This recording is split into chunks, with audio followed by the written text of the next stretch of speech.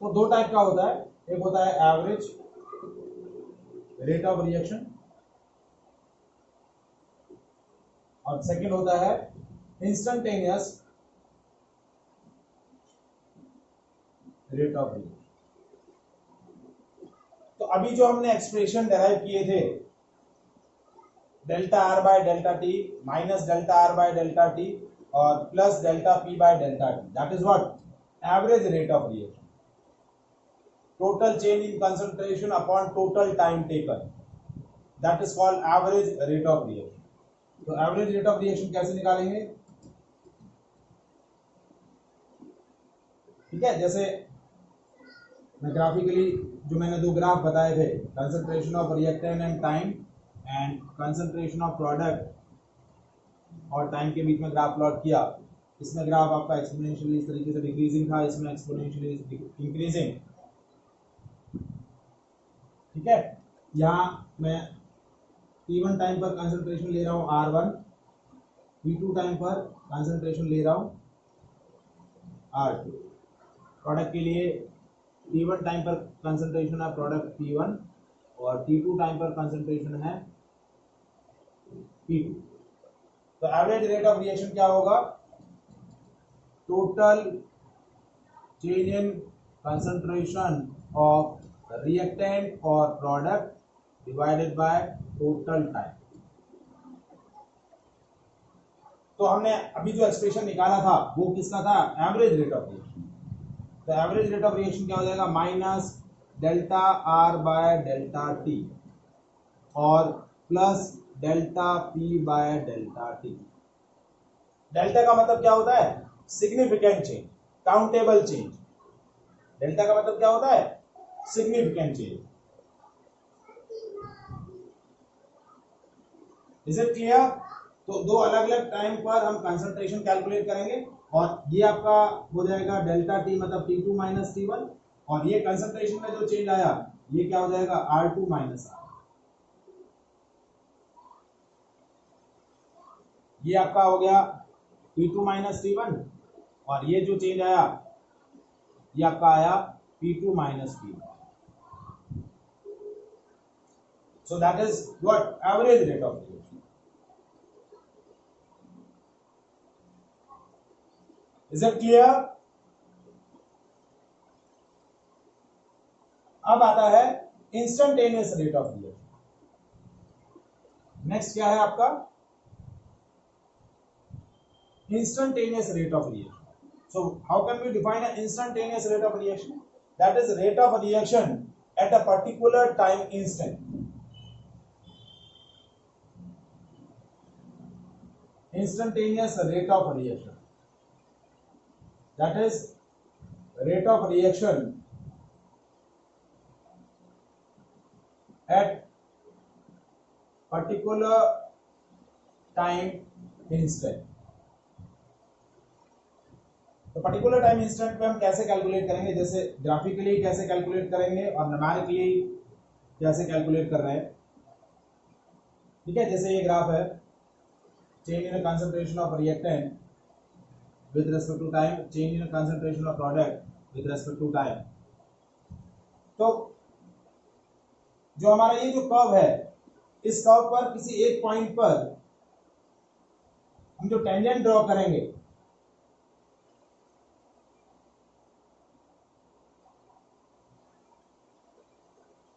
इस टेंजेंट का जो स्लोप होगा ये आपकी कंसंट्रेशन हो गई at a particular time instant. तो ये जो हमने इस कर्व के लिए किसी पर्टिकुलर पॉइंट पर जो स्लोप ड्रॉ किया, टेंजेंट ड्रॉ किया, उस टेंजेंट का जो स्लोप होगा वो क्या बोला जाएगा? That is called instantaneous rate of reaction. जैसे यहां पर आपने क्या किया? स्लोप ड्रॉ किया, तो ये स्लोप क्या बोला जाएगा?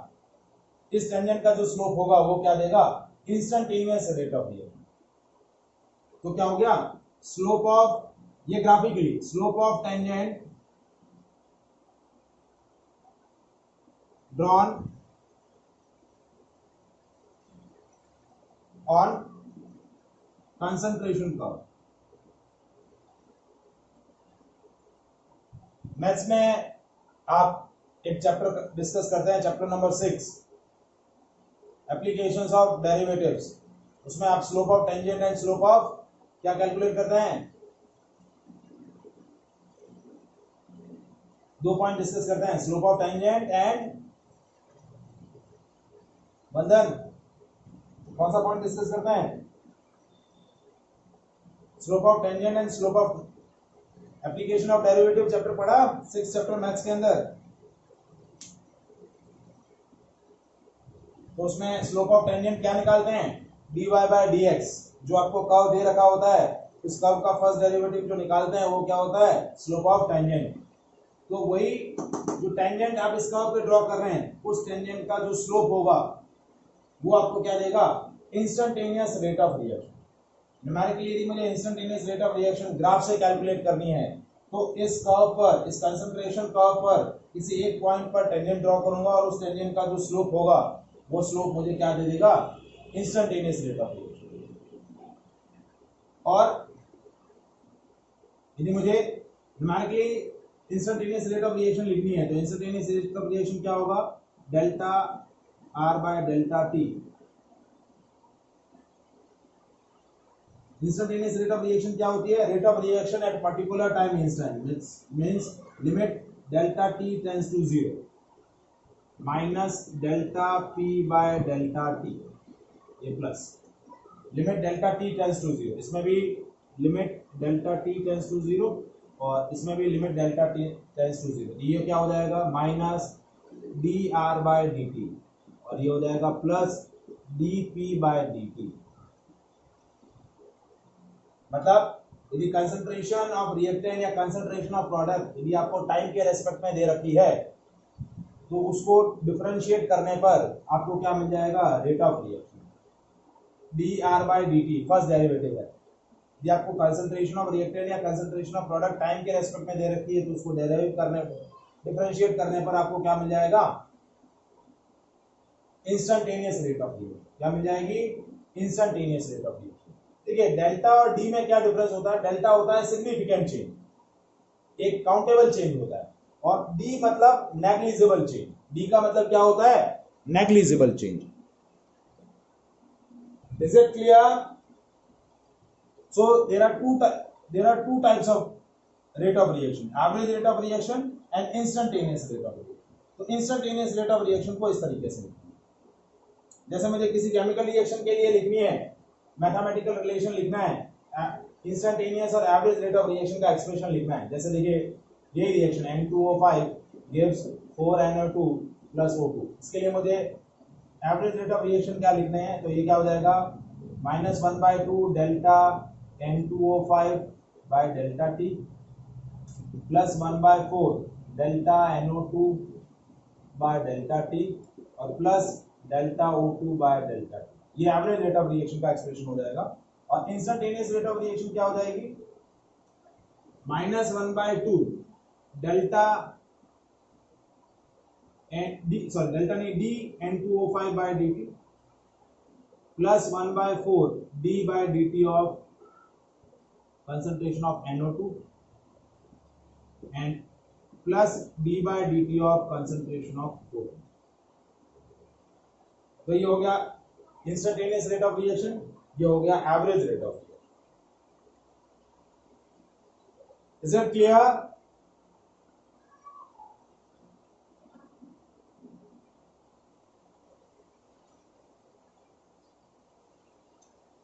ठीक है, अब कुछ न्यूमेरिकल क्वेश्चन हम करते हैं। और देखिए ये टॉपिक कंफर्मली एग्जाम में आता है न्यूमेरिकल फॉर्मेट में।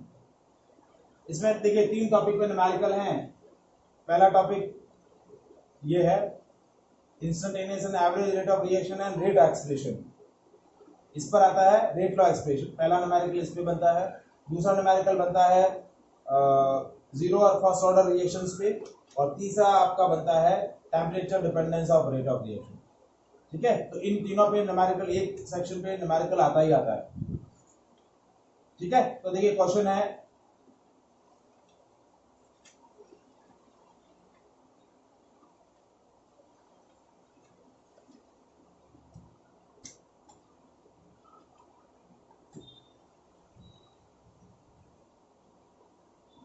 For a reaction 3A + 2B gives 4C। दो रिएक्टेंट है A और B और एक प्रोडक्ट है C, और आपको बोला है कि rate of disappearance of A,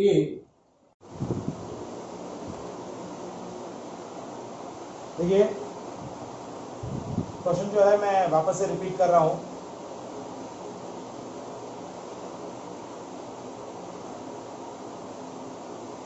question क्या दिया हुआ है कि rate of disappearance of a दिया हुआ है 10⁻⁻⁴ मोल पर litre, mole litre inverse second inverse. तो आपको कैलकुलेट करना है rate of reaction, rate of disappearance of c and rate of disappearance of b. ठीक है, तो इस बैलेंस केमिकल इक्वेशन को देख कर हम पहले रेट ऑफ रिएक्शन का एक्सप्रेशन लिखते हैं। तो R is equal to -1/3 delta A by delta T -1/2 delta B by delta T and +1/4 delta C by delta T। अब आपको क्वेश्चन में क्या दिया हुआ है, rate of disappearance of A दिया हुआ है, मतलब टाइम के साथ A डिक्रीज हो रहा है, तो रेट ऑफ डिसअपीयरेंस क्या हो जाएगा, minus delta A bye delta T, और ये दे रखा है 10⁻⁻⁴। तो हम सिर्फ ये वाला एक्सप्रेशन यूज करेंगे क्योंकि ये वैल्यू मेरे को दे रखी है, ये 3 को इस तरफ ले आया, तो देखिए R की वैल्यू क्या हो जाएगी 1/3 इंटू 10⁻⁻⁴ मोल लीटर इनवर्स सेकेंड इनवर्स। तो 1/3 को मैं ऐसे लिख देता हूं, तो ये हो गया 3.33 इंटू 10⁻⁵ मोल लीटर इनवर्स सेकेंड इनवर्स। देखिए 1/3 को मैंने लिख दिया, क्या कह रहे हैं माइंड, अभी तो मैं समझाया कि rate of reaction is a pure number, it is not negative और पॉजिटिव। देखिए minus delta A bye delta T की वैल्यू आपकी 10⁻⁻⁴ है, तो minus delta A bye delta T की जगह मैंने क्या रख दिया 10⁻⁴, और उसको किससे मल्टीप्लाई करूंगा, सिंपल 1/3 से। Rate of reaction is always a pure number, it is not negative और पॉजिटिव। मैं पहले ही बोल रहा हूं, पहले 2 बार बोल चुका हूं, अब फिर बोल रहा हूं, रेट ऑफ रिएक्शन एक प्योर नंबर ही होगा। क्या होगा, प्योर नंबर ही होगा।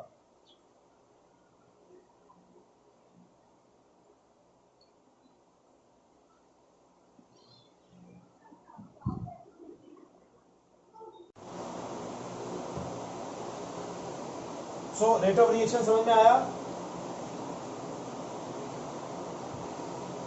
Is it clear, rate of reaction. अब मुझे क्या कैलकुलेट करना है, रेट ऑफ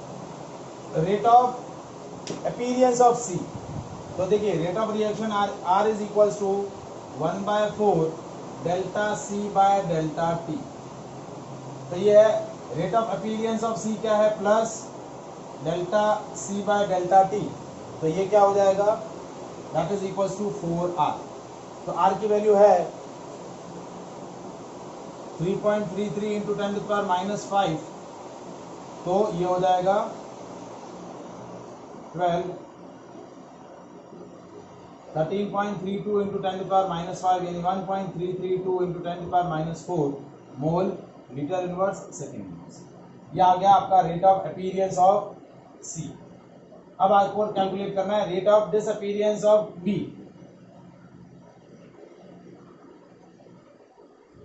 तो क्या हो जाएगा, R is equal to -1/2 delta B by delta T, तो minus delta B by delta T, तो माइनस साइन ही क्या बता रहा है, रेट ऑफ डिसअपीयरेंस, तो ये हो जाएगा 2R, तो ये होगा 2 इंटू 3.33 इंटू 10⁻⁵ मोल लीटर इनवर्स सेकेंड इनवर्स, तो ये हो जाएगा 6.66 into 10⁻⁵ mole litre inverse second inverse. Is it clear, बंधन समझ में आया, any doubt.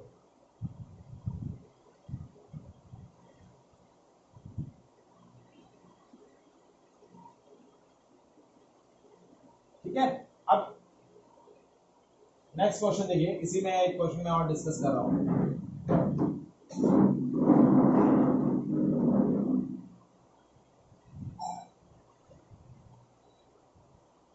at t is equals to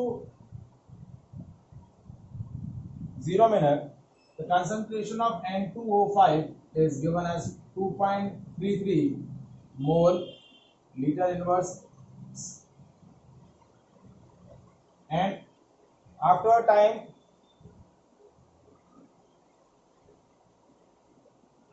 20 minutes, the concentration of N2O5 decreases and becomes 2.08 mole liter inverse. So calculate average rate of reaction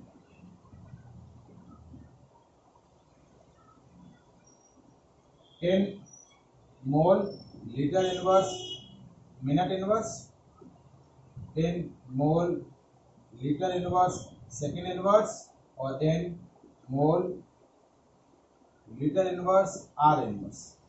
इन तीनों unit के अंदर आपको क्या करनी है, average rate of reaction calculate करनी है.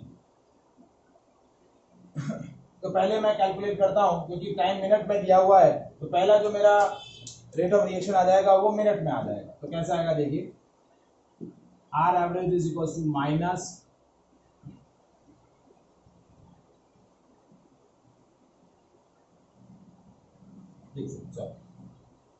इस बैलेंस केमिकल इक्वेशन को देखिए, -1/2 डेल्टा N2O5 अपॉन डेल्टा. ठीक है, तो आर एवरेज क्या हो जाएगा, -1/2 2.08 minus 2.33 divide by 20 minus 0.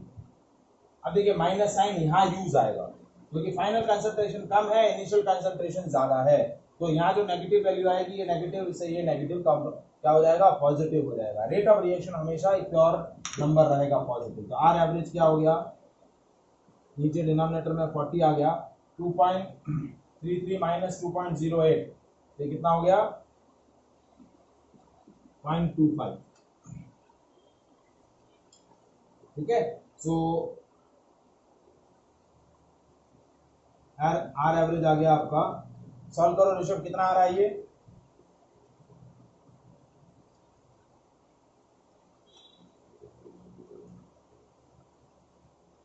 One by 1/160 आएगा.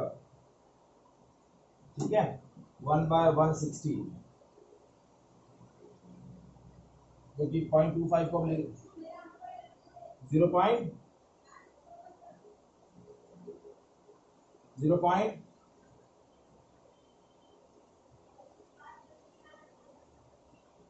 0.006.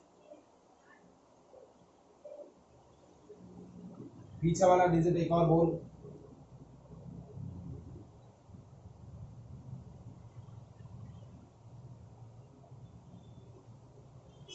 एक और डिजिट, तो ये हो गया 6.25 इंटू 10 टू द पावर -3.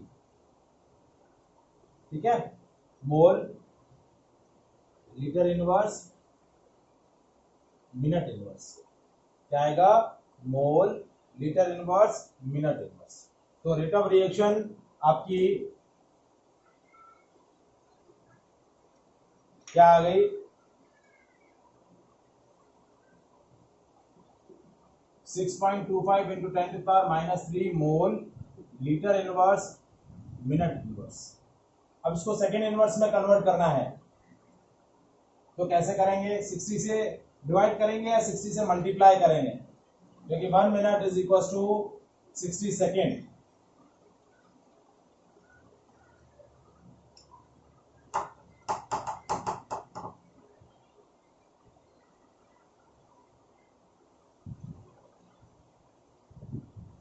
हाँ जी, क्या करना है,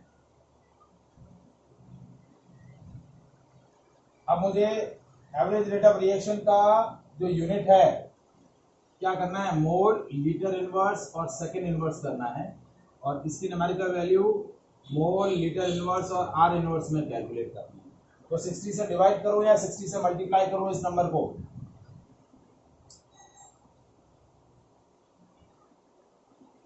मल्टीप्लाई, सोच के बोलना, डिवाइड करना पड़ेगा, क्योंकि डिनोमिनेटर में क्या था 20 मिनट था, क्या था 20 मिनट, तो 20 मिनट को सेकंड में कन्वर्ट करने के लिए इंटू 60 करना पड़ेगा, तो 60 डिनोमिनेटर में ही होगा, तो ये क्या हो जाएगा 6.25 इंटू 10⁻³ डिवाइड बाय 60, तो ये हो जाएगा मोल लीटर इनवर्स सेकंड इनवर्स। क्योंकि देखिए इसको जब हमने कैलकुलेट किया था तो इसमें 20 मिनट डिनोमिनेटर में था, तो मिनट को सेकंड में कन्वर्ट करने के लिए इंटू 60 करेंगे तो 60 डिनोमिनेटर में आएगा। यहाँ क्या आ जाएगा 6.25 इंटू 10⁻³ 1/60, तो ये 60 न्यूमरेटर में आ जाएगा, क्योंकि आर में कन्वर्ट करने के लिए, तो 60 यहाँ न्यूमरेटर में आ जाएगा। तो ये आपकी rate of reaction I mol litre inverse second inverse में, और यहाँ ये I mol litre inverse R inverse में। Is it clear? Is there any doubt? आज जो हमने डिस्कस किया इसमें कुछ डाउट है? कंफर्म? ठीक है, अब हम कुछ थ्योरेटिकल फैक्टर्स डिस्कस कर लेते हैं जिस पर आपका रेट ऑफ रिएक्शन डिपेंड करता है। छोटा सा टॉपिक है।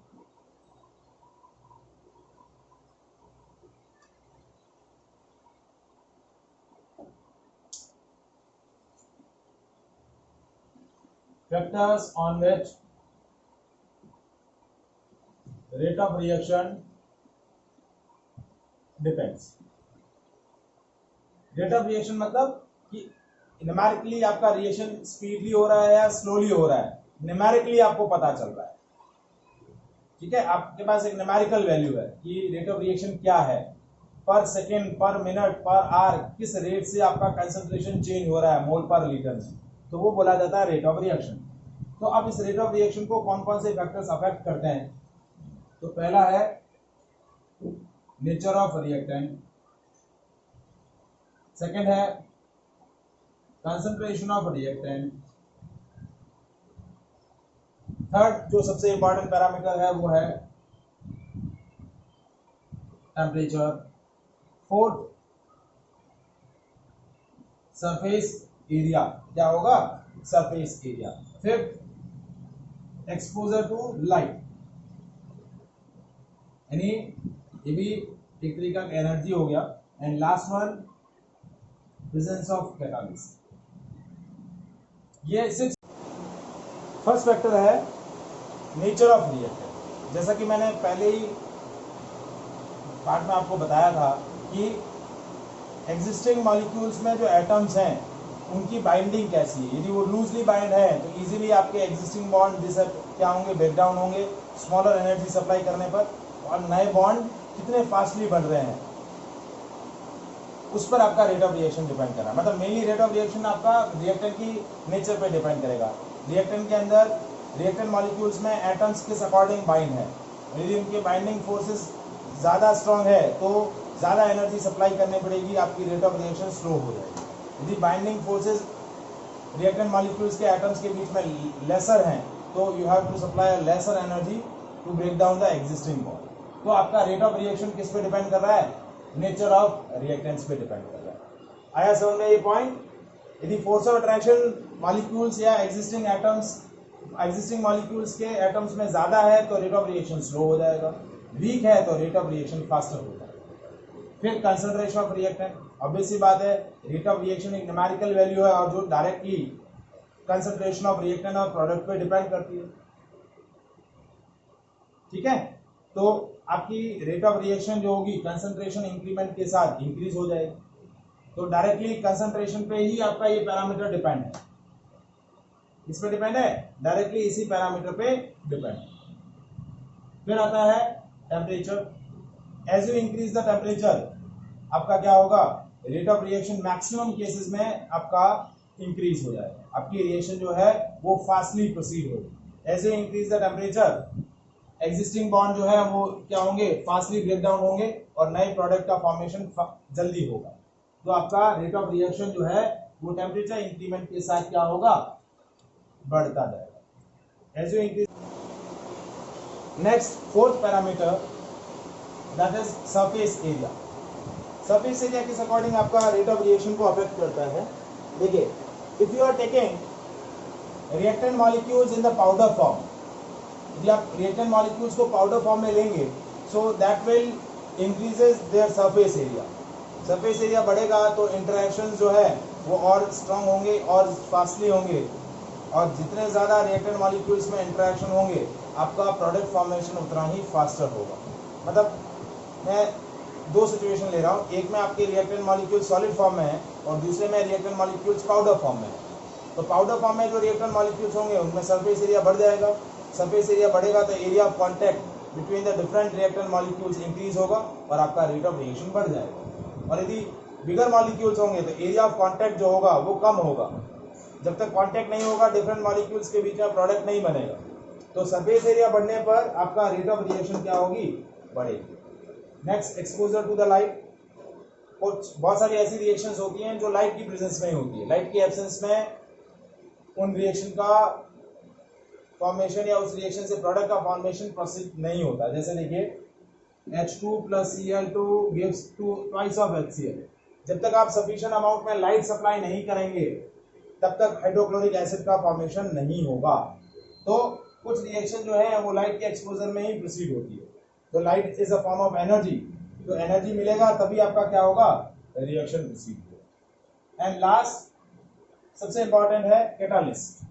Catalysts are those substances which provide their surface to the reactant molecules where they combine together and form the product fastly। तो catalyst क्या करते हैं, रेट ऑफ रिएक्शन को इंक्रीज कर देते हैं। कैसे इंक्रीज करते हैं, क्योंकि कैटलिस्ट जो होते हैं वो सॉलिड सब्सटेंसेस होते हैं, वो सॉलिड सब्सटेंसेस रिएक्टेंट मॉलिक्यूल को अपनी सरफेस प्रोवाइड करते हैं so that more number of reactant molecules can contact और रिएक्ट विद ईच अदर। जितने फास्टर रिएक्टेंट मॉलिक्यूल्स रिएक्ट करेंगे उतना फास्टर आपका प्रोडक्ट का फॉर्मेशन होगा। तो कैटलिस्ट क्या होते हैं, those chemical substances which take without take participate in the reaction they increases the rate of reaction। Maximally catalyst rate of reaction बढ़ाते हैं, लेकिन कुछ ऐसे कैटलिस्ट भी होते हैं जो रेट ऑफ रिएक्शन को डिक्रीज भी करते हैं। जब अमाउंट ऑफ प्रोडक्ट बहुत ज्यादा बन रहा है और उसे हमें कंट्रोल करना है तो कुछ ऐसे कैटलिस्ट डाले जाते हैं जो रेट ऑफ रिएक्शन को स्लो करते हैं। तो उन कैटलिस्ट को क्या बोलते हैं, पॉइजन्स बोलते हैं। क्या बोलते हैं, पॉइजन्स। बट मैक्सिमम केसेस में कैटलिस्ट क्या करते हैं, रेट ऑफ रिएक्शन को इंक्रीज करते हैं।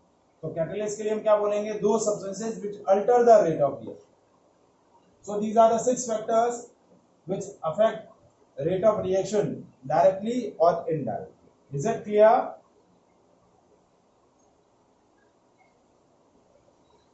Any doubt? आगे करना है, चलिए ठीक है। नेक्स्ट क्लास में हम डिस्कस करेंगे rate law expression, molecularity and order of reaction. Important section है, ठीक है, और इस पे भी न्यूमेरिकल बनता है, ठीक है। छोटा सा यूनिट है, जल्दी हो जाएगा। नेक्स्ट वीक में आपका ये चैप्टर कंप्लीट हो जाएगा 3 क्लासेस में, ठीक है। चलिए।